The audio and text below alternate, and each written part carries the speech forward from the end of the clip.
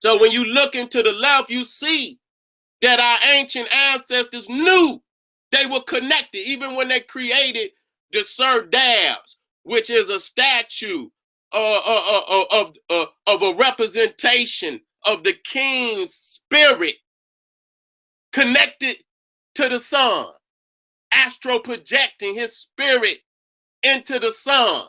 And anytime a peckerwood want to so-called bless you, one of the first places that they put their fucking hand is over your pineal gland, because they understand that in that religion, they must keep you disconnected, detain you from understanding your true essence, and for them, it's a military reminder to keep your ass asleep, because soon as you reconnect to your divinity, your black divinity on this planet, once you could, I don't give a fuck, you must reconnect to your black divinity first, because that is your operating system. If the cracker got your spirit, he got everything else. So you must reconnect, okay? You must, and I'm showing you this. This is the prerequisite of any religion that I teach. I got to show you that you're divine first and foremost, and that God and religion are artificial creation. Artificial creations, man-made creation. You should never, ever let a man or another person kidnap your spirit. Nigga, what is wrong with you? That's all you got. Nigga, you have given up everything. You give up your core when you do that. So the first thing you gonna have to do is sever your connection from all religions, except those created by your African people, okay? Which are custom made for African spirituality. That's the only time. But still check their ass, because sometimes they get out of line. That I know that I'm connected to the creator, first through my pineal gland, and second, or first through my mama's and me and my mama umbilical cord, and second through the pineal gland. I'm connected to the goddamn creator. I don't need no goddamn Bible or no religion or no God. I know who God is. So when you go in this Bible, we moving through this. I'm not done, because this is the God deception. I have to give you this. This is a when we get ready to do classes, and this is a prerequisite to any of my religious classes or lectures or tours, because you cannot just jump into the religion without first going through the God deception. Once you go through the God deception, understanding what a God is, what a God isn't, what a religion is, what a religion isn't, that you are divine from birth, that your mama is your black African mama is God, that heaven is the womb, and you're connected to the creator by being connected to your mama through your umbilical cord, and connected to the sun through your pineal gland. African, you are divine from birth. Throw away original sin. It's the worst shit that ever happened to our people. Black woman, never ever speak that what is from your womb is of sin. The black woman's womb is holy. Her children are divine. We must throw that garbage away. I don't give a fuck. We must war with it, because once you see that if you are not, you're a zombie. Your spirit won't even get to the other side. We got to get our people back. We got spirits that's aimlessly, just all over the earth, aimless. Never had peace. Never had peace. Never was put in peace. Died in pain. Died in misery. You see what I'm saying? We got to send our people to freedom. We got to memorialize them and lead them to the afterlife, the divine afterlife for African people. We cannot leave our people's spirit out there. They was detached. They was detached. And that's the pain that we got to go through, knowing that we died with this man's poison on our mind. And we never could see who we truly were, the divine children of the Creator, the Most High, the universe, the sun, the black melanin of the universe. That's us. That's us, nigga. We don't need no motherfucking God. We are God. What the fuck is we doing? We got to reconnect.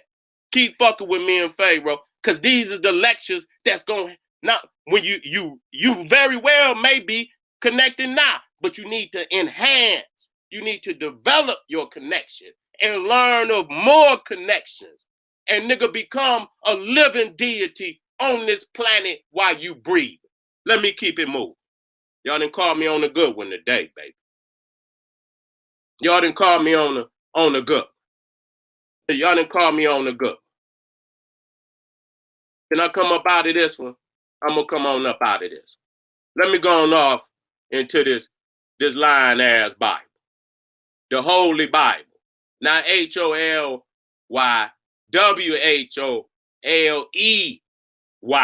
Holy Bible. Holes all in that motherfucker. Holes all in the motherfucker. What the other one at? Okay, here we go. Here we go, right here. Here we go. Here we go. We're about to work out, y'all.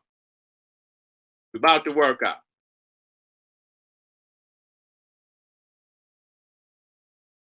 Got so much shit, I don't even know where to start.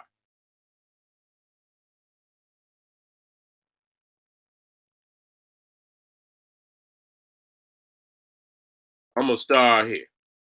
Okay.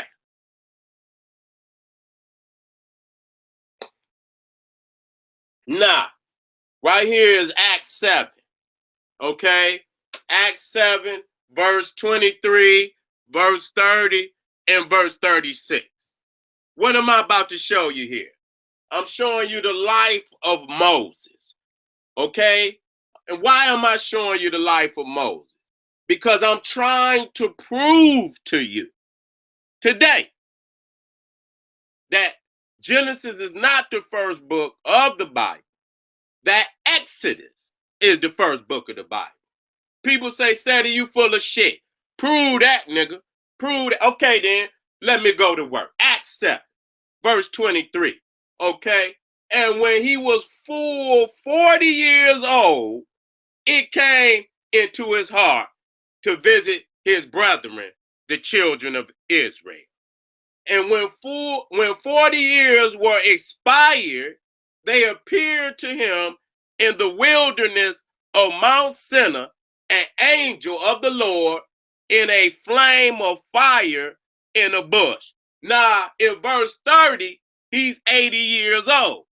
Okay? The first 40 years of his life, he's born in Egypt, raised in Egypt, educated in Egypt, okay? And then when he was 40 years old, somehow, it don't say how, that it came into his heart to visit his brethren, the children of Israel. Well, goddamn, if it ain't came in your motherfucking heart for 40 motherfucking years, I wonder why it came in on 40.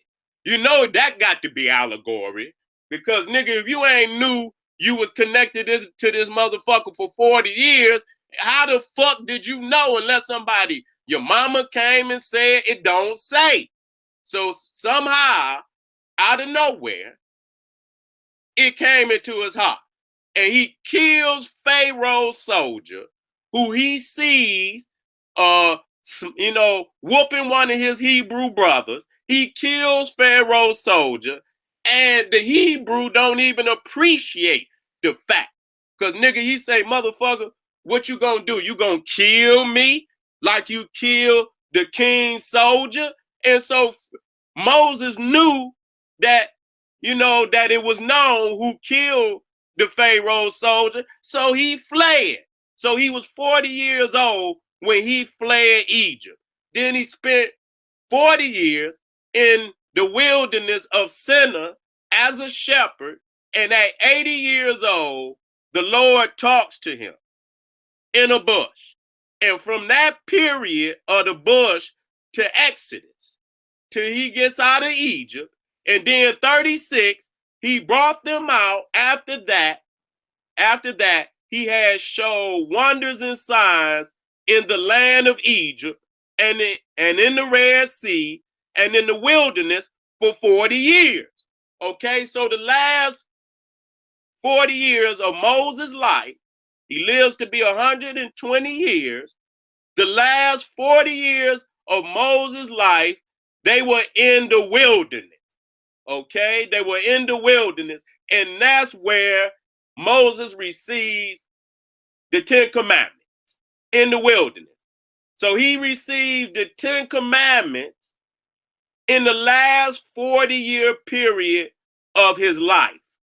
The first 80 years, okay, there is no books. He didn't receive no 10 Commandments or nothing from God into the last 40 years of his life. And when you read Deuteronomy, Leviticus, and all the rest of them, and Numbers, there is nowhere in any of those books that it says God gave Moses Genesis. That's clear. Anybody find that? You bring it to me. Genesis is not a part of the law. It starts with Exodus, okay?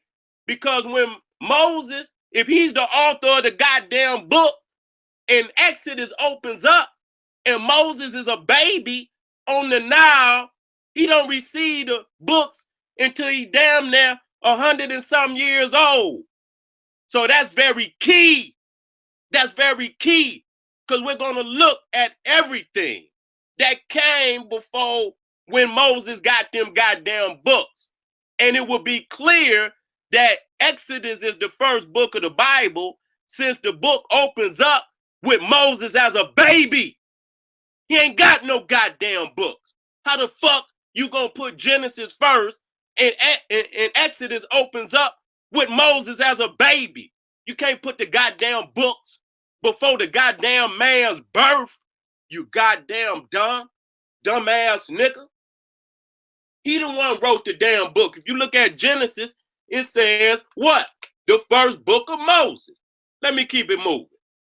Okay? So when you look here, and it says when Moses was full 40 years old, it came into his heart to visit his brethren, the children of Israel. Okay? So this is what I'm saying. When Exodus opens up, Moses is a baby. You see them goddamn temples in the back? Ain't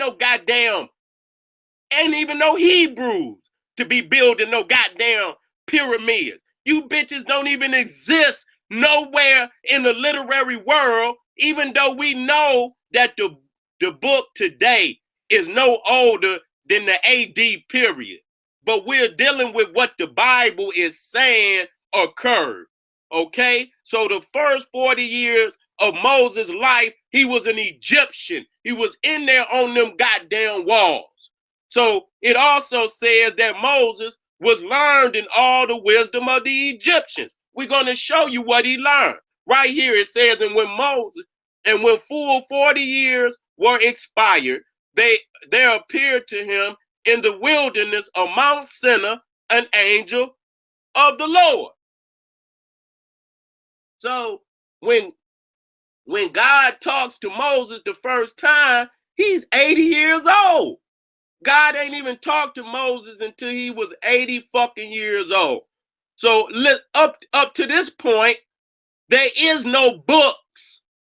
He don't get the books into the next 40-year period of his life. So you cannot put Genesis before Exodus, because chronologically, at this point in time, there are no books. He don't get the books yet. Okay? Here's when he gets the book. He brought them out. After that had shows wonders and signs in the land of Egypt and in the Red Sea and in the wilderness for 40 years. And this is where he received the